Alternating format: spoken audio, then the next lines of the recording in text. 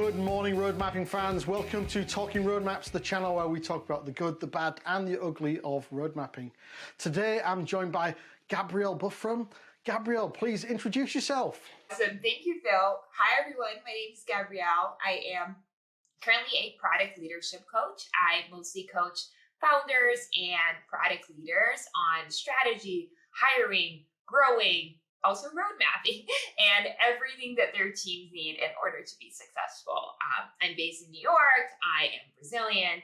And before this, I was at startups, scale-ups, public companies. So I've done 9 industries and 3 continents so far, and it's been really fun. Sounds like a great journey. Did you have a roadmap that helped you go through that? I think it was like kind of an engineered symbiosis thing. I think I said yes to a lot of things. Things came my way and I just took advantage of the opportunities. I'll also say I have a course on building impactful products, which has been really fun to build out. If you're enjoying the channel, subscribe, hit the bell, and give us a like. What's the purpose of a roadmap? I would say the purpose of a roadmap is to communicate both to teams and stakeholder what the team is focusing on, why, and most importantly, what outcome the team is trying to achieve. And so you've talked about communicating. That means there's an audience. Who is that audience? So I think we are talking about potentially a quite wide audience. So there is definitely the team. So by that I mean product managers, designers, engineers on the team, also product directors, everyone in leadership within the product org. That is one of the audiences. I also think that there is everyone that's cross-functional. That is also a core part of making that product a reality. That is sales, marketing, ops, go-to-market, the founders, like everyone else in the company, basically. And a lot of B2B companies, I would say their customers are another core audience in terms of the roadmap, and even some B2C companies, I've been seeing them sharing their roadmap out, which is pretty fun. And I'd say each different audience needs a different level of communication. I think product people are like translators. They understand what needs to be said and how to say it in all the different languages that people speak. So for the team, it's much more detailed, much more clear. For the company, it's what's relevant to them. They don't need all that detail, all that kind of nuance. And for customers, it's whatever is actually able to be shared publicly. Funnily enough, I was having a conversation with someone in the US only just before we came on this call. And I said, product managers are Babel fishes. And he said, yes, but Americans don't get that reference. It's from a book, a very British book. And a Babel fish is this something you put in your ear and can translate from one language to another. And I think product management can be that Babel fish for the organization sometimes. Absolutely, yeah. You're like the glue between everyone, because your job is to understand the business, understand what needs to be done for the business. And in order to do that, you need to speak everyone's languages. And you need to also be telling what's in it for them. Like when you're presenting a roadmap, there will be things that will be in and things that will be out. And you need to have an explanation on why you're doing one thing versus another. And there will definitely be stakeholders that won't agree. And it's also your role to explain why. Oh, I love that point. There'll be stakeholders that won't agree. I feel like going off piste, Gabrielle. How do you deal with that? I would say it's interesting. So I used to think when I got into product years ago that I was going to be building stuff. Like, oh, my job is to go build things. And actually, the job of a product manager or a product leader, even more so, I mean, if you don't like that, then like don't go into leadership, because that's all you do, is to say no to people. It should be like, no, we can't do this. No, we can't do that. No, we won't do that, without having people hate you. And it's like a tricky role. You need to be respected. Sometimes you're not liked. That's totally okay. But you can't be hated, because you do need to work with these people. So I think I have 2 core tips for people to do stakeholder management pretty well. I've worked at like some pretty strong like B2B companies where like that was a lot of my job. And the first tip that I would have is that you need to understand what they care about. And you need to position things in the way that makes sense for them. It kind of goes back to being that translator, but it takes it a step further in understanding what they care about. like what is in it for them. And everything I present is about what's in it for them. It's not about what's in it for me or the team. It's about what's in it for them. And then the second one is something that apparently came from like some sort of a like world conflict, and it was used by, I think, like Clinton administration in like resolving peace in like the Middle East. I mean, I don't think we're there yet, but I think they made like huge strides, right? And the name of the technique is shadow diplomacy. And it's all about having one-on-ones before you have meetings. So the meeting becomes more of a formality. So I'd say like anyone that has had a like, oh, here's our quarter, here's what we're gonna do meeting with everyone together, like that thing has such a high likelihood of being a disaster that it's like no joke. Because you have marketing being like, well, I didn't get this in, and ops being like, I thought we were going to solve some internal stuff. And then engineering is like, wait, where's like the tech debt that we promised we were going to pay, right? And it just becomes like this convoluted meeting. So in order for that not to happen, you should have a meeting with each interested and important party, explain it to them first, and then have the meeting all together in order to present it to everyone. Can't agree more. I think it's even referenced in Roadmaps Relaunched, is that exact technique by Bruce and C. Todd, both previous guests on the show, by the way. Yeah, I love doing that. It also makes people feel happy and important, and they are, but a lot of people don't take the time to do it. And I remember like coaching a report once to do that, and he was like, oh, that sounds like a lot of work. I am not going to do it. And he gave me like this whole explanation on why he wasn't going to do it. And I was like, okay, well, we'll see what happens then. And I remember getting like a phone call. I was at lunch and I got a phone call, and he was like, it was terrible. You were right. I am so upset. How do I fix this? And I was like, oh, it's going to be expensive to fix, but there's a way. There's the growth mindset that every product manager needs coming in. It's like, okay, we tried it. We learned that maybe should have listened and taken that advice on board. And yet it's like, it probably it is a lot of work, but it takes more work to fix it later than it would have to get it right up front. 100%. Yes. It takes so much more work. In fact, I think I'd go so far as to say, if I don't already know the results of a meeting before I go into it, I failed. Yes. Especially when it is a communication meeting, right? When the entire purpose is to communicate something. If it's like a brainstorm or like all of that, we should not know the result. It's going to be unfolded there. It's going to be beautiful and awesome. And we're going to discover stuff we didn't know. But if you're there to communicate and make sure everyone's on the same page, people should already be on the same page. We should not be relying on like a 20-person meeting to get people there.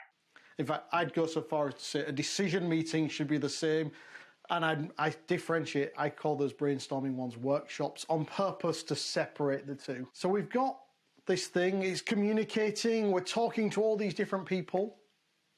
Who owns it? Who owns it? I would say the person that is responsible for keeping it up to date, for putting it together, all of that is the product person on the team. So that is a product manager, that is like, when you're talking about a program, that's like a product director or a head of product. And then ultimately, I think it's like on the CPO to ensure that there is coherence and consistency there. I will say there is a super strong difference between having like a good product strategy and having a roadmap. And I see a lot of conflation in the two. They're like, oh, we have a strategy. Our roadmap is there. And I'm like, wait.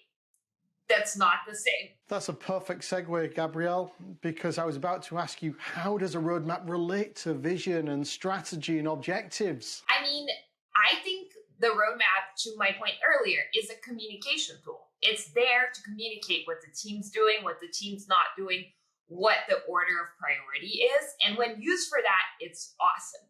I think people find tools that they like and try to like add all sorts of things in, and then they become these like Frankenstein tools that are super unhelpful to them, to the product, and to everyone. So I say for me, product vision really paints that picture of where the product goes in like 3 to 5 years. I have been recently obsessed with vision types, which is an entire, very visual, very concrete way to really show rather than tell what that future looks like. So, been working on a few. It's like so fun. So that's vision. The strategy is how you get there. So, like, what are the things you're doing? What are the things you're not doing? What is the beliefs that you have as an organization that are not only dictated by the market, but are also just things that are intrinsic to the company? And that is like truly product strategy. It's like the principles. It's like what you do, what you don't do. And then objectives are basically the problems that the teams are given to solve. They're like, we need to like increase this, we need to reduce that, we need to do whatever, and they are really what drives the business forward. Perfect. And you mentioned product principles in there. I mean, I'm getting a little obsessed with those at the moment, and I think you've recently spent some time with Leah Hickman as well, and hearing a vision type, no big surprise that's that's something that's on your agenda. I saw some great ones from her in the past. Yeah. I love product principles because they actually allow you to multiply decision making within the team. Because if you just look at a principle and it's like, we prioritize this over that, like, and they are as simple as this, like, job seekers first, like, recruiters will come.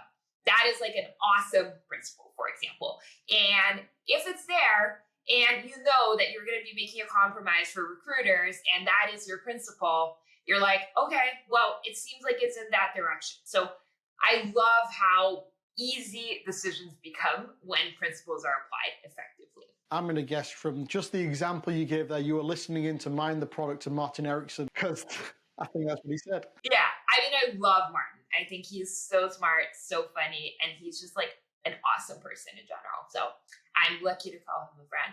So, okay, we've talked about the vision, the strategy, the objectives, which maybe are the big things, above things. That sort of, are there any other artifacts that kind of link in or relate to your product roadmap? Other artifacts. I mean, I think that the kind of lower level to a roadmap is a backlog, which is what teams use in order to actually split up the work and build. And by the time something gets to a backlog, it should be pretty clear that that thing is going to get done.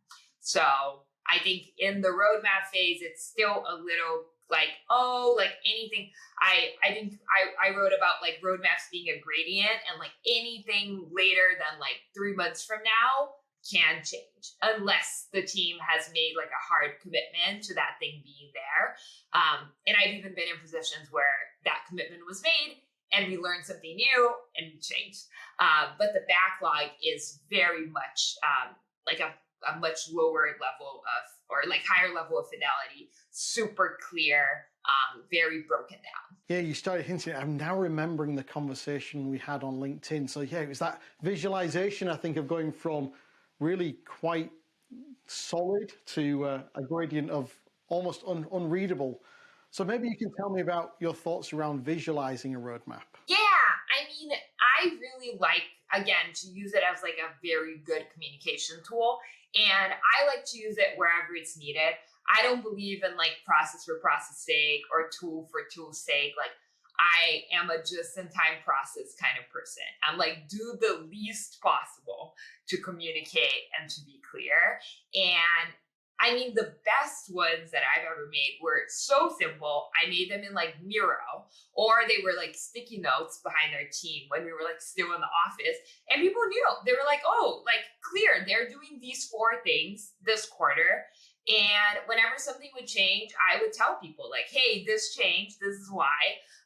We moved something here because it's more important. I mean, personally, it's usually always ended up in PowerPoint, but it's usually been distributed teams. And so it's like, I mean, we ended up on all sorts of things, pre-SharePoint days and this sort of thing as well. I remember having, I don't even remember what tools we used to share the files on, but we were trying to do portfolio level. It was one platform, but there were so many different parts to the platform, and how do we interrelate that? It all can get quite messy quite quickly, I find.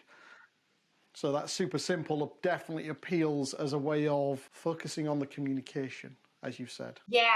And again, like knowing what it's for. Like roadmaps are great to communicate. They're not your strategy. They're not all the research that you're doing. Like you're not putting all of that there. You're saying like, our team's committed to solving this outcome. Here's what we care about. And I've even seen it go as far as like, here's the stuff we're going to be trying. And then like, here was the winner. Like, here's what really worked and here's why. And those are actually like really fun for the teams to do. They're fun for other people to see. And they're clear on how the outcome connects to the business goal and how it connects to the experiments and then ultimately to what the team decides to build. So, okay, we're visualizing, we're giving that kind of gradient element, but what's actually on the roadmap? What's the content of this thing? Yeah, so I think the best roadmaps have outcomes, like things that the team wants to achieve. So I've even seen it be, and the way I like it, I tell people like, hey, our team cares about this objective. This is like the one thing that is important to us right now. And here are like 3 outcomes that we have through research identified that if we achieve this, we're going to be moving the needle. So here's the stuff we're going to be doing. So I'd say outcomes over outputs 100%, especially at that level of communication, because that allows the team to be creative and allows the team to solve problems and not be given just like features or things to build, which I think is a huge anti-pattern. But when you're communicating to the customers, are those outcomes at a customer level? Are they something that's safe to communicate to them? Or do we need to show some features there? I think if you're actually publishing your roadmap to customers, you want to go deeper into what these things might be. But I would only do that if I'm like 90% sure. If I'm so sure, because what you don't want to do is break trust with customers. So we can be much more exploratory and experimental internally. And I've managed to convince people in like marketing and ops that like we might change our minds, and it's not because we're crazy or we're like uncommitted or whatever. It's because we learned something better. But if you promise something to a customer and you attach a date to it, you're done. Like that thing needs to be there. Otherwise, you really broke trust. And I feel like that's like even more the case on a B2B customer, or if you're building B2B products. So I like the idea of the transparency, but I'm also like, a lot of really good companies don't do it. So I think there's like really some value there. And I think each company needs to decide what level of exposure they want to have to commitments that they're making. So we're doing we're playing the consultant card. It depends. I mean, I don't think it's a consultant card. I think it's a product card. Like I've never been able to say immediately, like people come to me with all these questions. They're like, oh yeah, in this situation, what would you do? And I was like, honestly, it depends. Like, what are you trying to optimize for? Like, do you want predictability and do you want like that? You're giving up innovation. Like what is more important to you? If innovation is more important, don't publish your roadmap. If commitment and predictability is more important, maybe publish it. So I think that it depends is everywhere. And I just felt a principle coming through again. It's like innovation over predictability, perhaps. 100%. Yeah. And I say like the best companies are innovative. Like, and if they're not innovating, they're like at a huge chance of being disrupted. Like I was hanging out with like a bunch of coaches last week, and we were talking about how like banks are finally scared of Stripe. They're like finally scared that they're going to get disrupted, even though they're huge organizations, right? And maybe they're like, oh my God, now we really need to innovate. Now, like there's like some real push for that. And maybe that principle will change. And I've seen principle change as companies grow. And I think it's super normal. We've talked a bit about visualization design on the roadmap.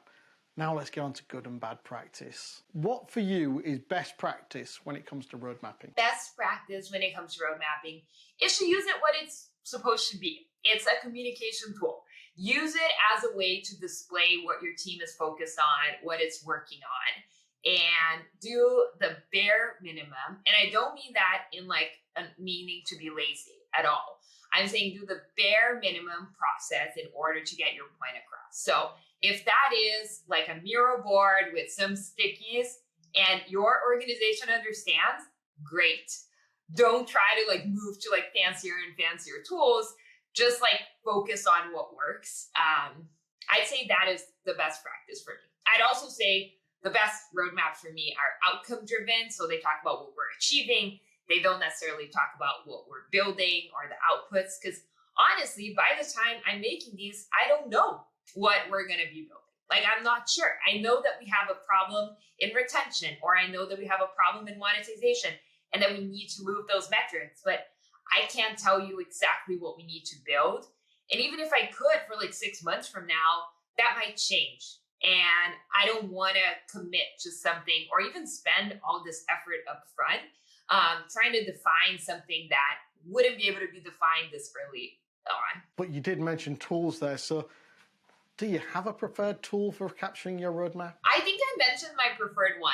And like, I will sound super simple, but like, I like the easiest thing possible. So I'm like, I love sticky notes. I have a sticky note collection, just like any product person should. I have all sorts of like forms and shapes and whatever.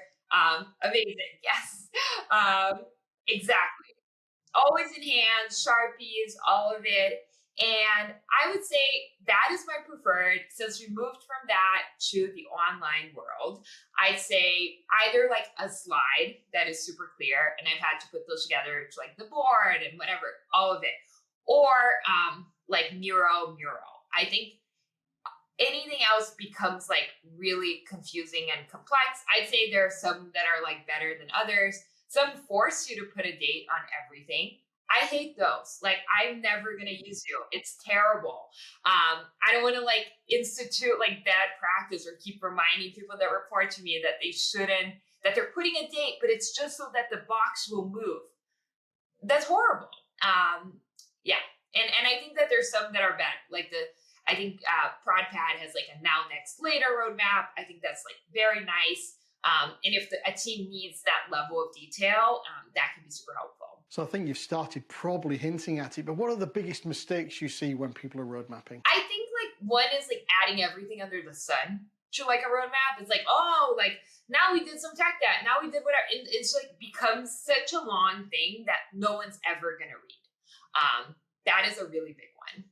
I'd say the other, and like potentially the biggest sin ever in road mapping, is adding dates and commitments without the team being 100% okay with that. I'd say like we live in like this world. We have business requirements, we have objectives, we have like stuff we need to hit. So like dates are necessary for things, and for certain things they're necessary. And I think we call those like high integrity commitments, or like super strong commitments that the team's making.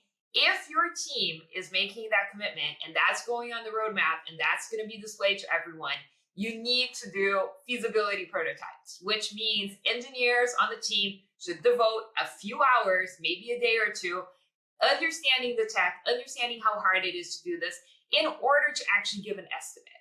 Otherwise, they can't know. Like, they're incredible people. I just wrote on Twitter yesterday about like how the best ideas that I've gotten and that I've shipped come from engineers on my team. And that's because they're able to explore and they're able to like actually play with the tech. If they can't and they're just like pressured, and normally they're told by someone that this is due this date, that's horrible. Like that would be, I think, my biggest sin is like adding a date without true buy-in from the team.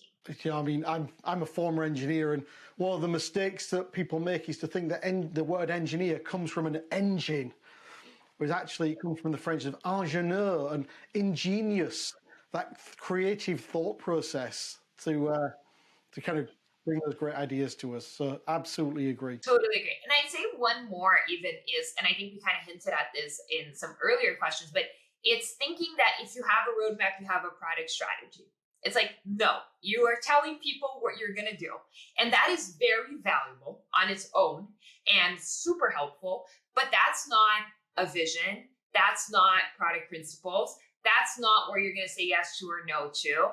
That doesn't give your team topology, direction, any of that. It also is not what your business objective. So I think the conflation of roadmaps with strategy is the other really big sin. Yeah, that sounds like you'd call that an anti-pattern almost. It's rising to that level. Now, you mentioned team topology in there.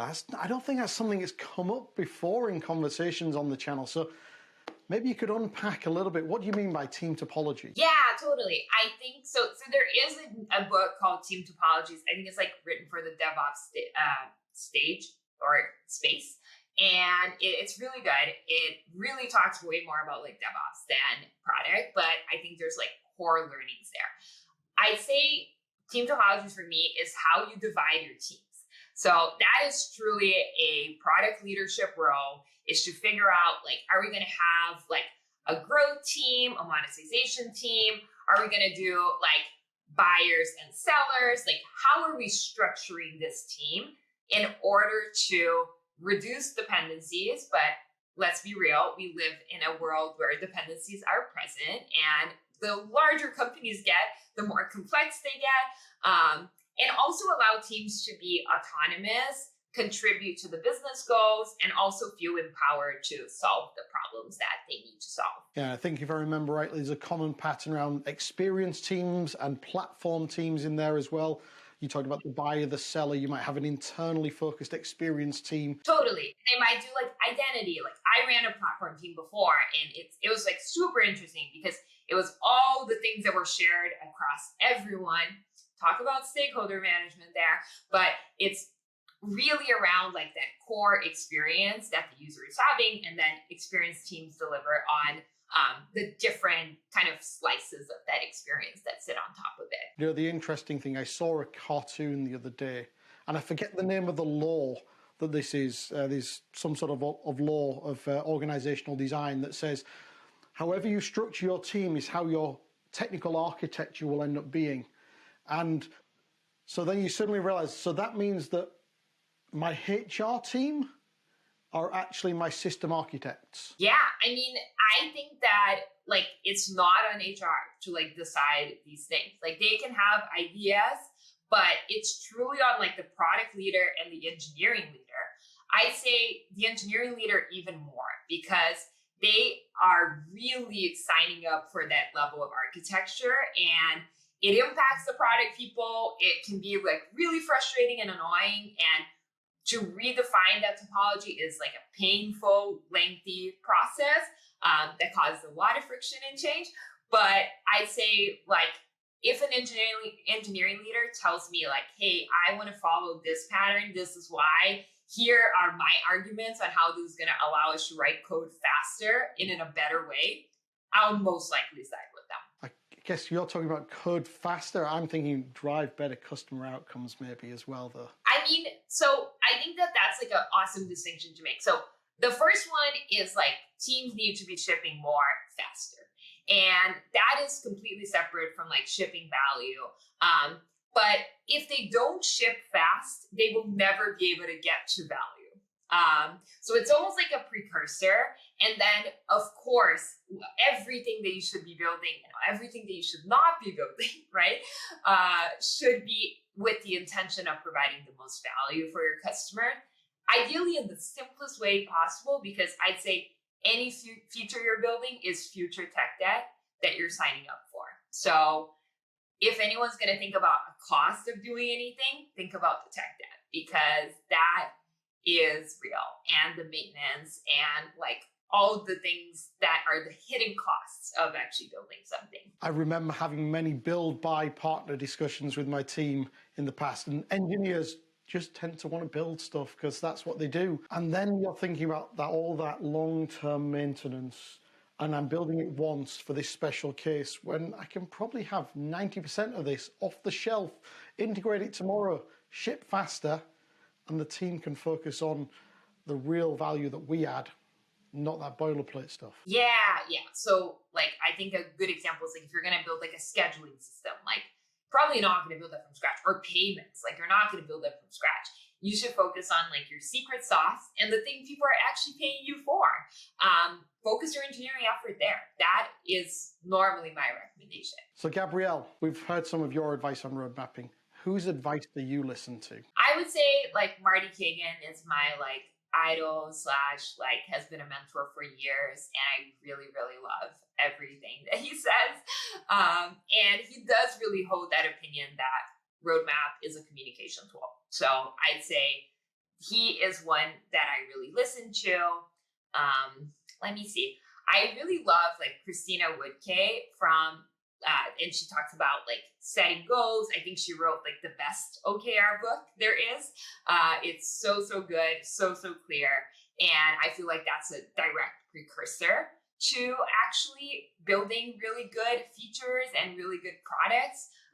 So yeah, I think it's a hard question to answer actually, because in order to build a good roadmap, it's almost like there's a concept in French cooking that chefs adopted all around the world called the mise en place. And it's like you're kind of preparing every single ingredient before you have to put it together. And I feel like the roadmap is putting it together. It's, you already did so much of the work. It's so there. And you invested hours, days, like months in doing that. And then you put that dish together and you present it. So I think that my list would have to be so long because it involves like everyone else that's talking about those aspects of preparation in order to make it so that whenever you get that dish, it's like beautiful, well presented, delicious, and perfect. I love that metaphor of mise en place leading to cooking up the roadmap to then communicate out. Yes, exactly. Yeah. And it's also the way I think about just product in general. It's like you do all these things that everyone that doesn't understand product thinks is magic. They're like, oh, wow, an insight, magic. And I'm like, no. That was like hours of talking to people until we found this like one little thing. And the part of the beauty is that it does feel and look like magic, especially when like design, product engineering all work together. If you had to distill your philosophy on road mapping down to 1 or 2 sentences, what would it be? Roadmaps are a communication tool. They show what your team is solving and by default, what your team is not solving. Is there anything else about road mapping that I should have asked you that I haven't? That's like one of the best user interview questions ever, by the way, because like everyone, I always am surprised and it takes me in like a completely new direction. So I've learned to add like 10 minutes after that question because who knows what thing I could have missed. But honestly, I think that you covered like everything from like tools to purpose to anti-patterns. I would say the only thing I would add is like, make sure you know what it's for and use it for what it's for. And there is this tendency of like falling in love with a thing or falling in love with a tool and using it for things that it's not. And I think this is true to roadmaps and it's true to like everything else in product and maybe in life as well. We want to get like really philosophical here. So Gabrielle, we're coming towards the close. What I'd love to do is just give you a chance to pitch yourself, pitch your services, how people can get in touch with you. Yeah, absolutely. So I am a product leadership coach. I mostly coach product leaders and sometimes their product teams on how to build products that actually matter, that make customers fall in love, and that also help the business achieve real results. So that's what I do most of the time. I also run a course on Maven called Building Impactful Products. And you can find me on Twitter. It's gbufremsays. And you can find me on LinkedIn, Gabrielle Bufrem. And you can also find me on my website, GabrielleBufrem.com. We'll make sure there's some links down below for you so that people can find you. So Gabrielle, really need to just thank you for your time today. Thank you for your insights, your thoughts. It's been a great chat, some great insights. We've gone off on a couple of random alleys, which I've loved. Amazing. Yeah, me too. This was so fun. And it was awesome to hang out with you, Phil. Thank you so much for having me. If you'd like to sit where Gabrielle is and take part in the conversation, reach out either in the comments, direct messaging, or just info@talkingroadmaps.com. We'd love to have you here and have a chat with you. Gabrielle, thanks very much. Thank you so much, Phil. Bye, everyone.